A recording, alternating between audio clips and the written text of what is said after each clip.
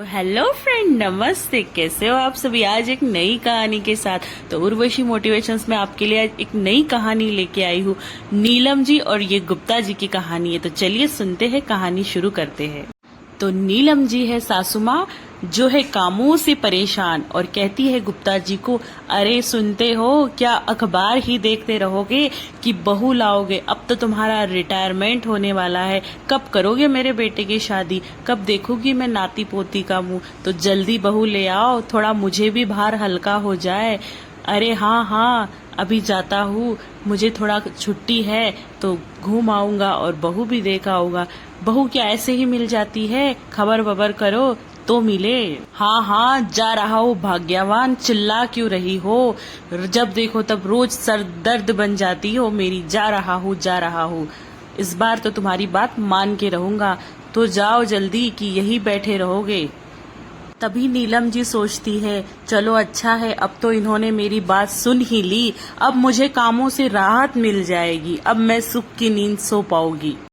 तो वही पास के गांव में सुंदर और सुशील सावित्री नाम की कन्या होती है, जो बहुत ही दिखने में सुंदर होती है। गुप्ता जी पास के ही गांव में जाकर सावित्री का रिश्ता अपने बेटे से पक्का कर आते हैं और उनकी माता से बात करके आते हैं और सावित्री को विवाह करके उनके घर लाया जाता है और वहाँ बहुत खुशी मनाई जाती है। उसके बाद देखिए, अब गुप्ता जी कहते हैं कि अब भाग्यवान खुश हो जाओ, अब तुम्हारी बहू आ गई है, अब तो तुम खुश हो ना?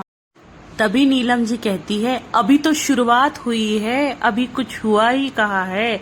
अभी देखती हूँ मैं कि क्या होता है, कि आपने पसंद की लड़की कितनी अच्छी निकलती है। तो गुप्ता जी कहते हैं, क्या देखना है, जैसे दूसरों की बेटी वैसे अपनी बेटी। तभी सावित्री अपने पति मुकेश से कहती है, अरे सुनो, मैं तो तुम्हें एक बात बताना ही भूल गई, मुझे खाना वाना बनाना नहीं आता और ना ही मैं खाना बनाना जानती हूँ। तभी मुकेश परेशान होकर कहता है सावित्री से, अरे ये बात तुमने मुझे पहले क्यों नहीं बताई? अब तो मेरी माँ मेरा सर खा जाएगी। सावित्री मुकेश से कहती है, ये सवाल तो आपने मुझसे पहले ही कर लेना चाहिए था, इसीलिए मैं सोच रही थी तुम चुप क्यों बैठे हो, अपनी मम्मी के गुलाम जो हो। बेचारा मुकेश अपनी माता और अपनी पत्नी के बीच में फंस जाता है। अरे अरे, ठीक है भाग्यवान, मुझे ऑफिस जाने के लिए लेट हो रहा है, अब मैं जाता हूँ। ठीक है, और तुम भी ज्यादा परेशान मत हो, अगर तुम्हें नहीं बनाना आता है तो यूट्यूब से रेसिपी सीख लिया करो। फिर सावित्री कहती है, ठीक है, जाइए ऑफिस। और फिर नीलम जी सावित्री से कहती है, सुनो बहू, रोज रोज नई डिश बनानी पड़ेगी तुम्हें, आखिर मैं भी तो देखूं तुम्हें क्या क्या आता है, तुम अच्छा कितना खाना बना लेती हो, आखिर मैं भी तो जानूं। आसपास के सारे गांव की मेरी सहेलियां जो है, उनकी सारी बहुएं सर्वगुण संपन्न है, मैं भी तो तुम्हारी चर्चाएं करूं, जाओ कुछ अच्छा बनाओ।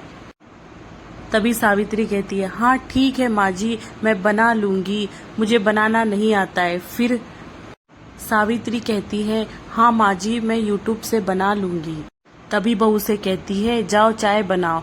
बहू चाय में शक्कर की जगह नमक डाल देती है। तभी विमला बहन जोर से चिल्लाती है, ये क्या, तुमने चाय में शक्कर की जगह नमक डाल दिया? क्या तुम्हारे घर में तुम्हें यही सिखाया जाता है? तुम्हें खाना भी बनाना नहीं आता?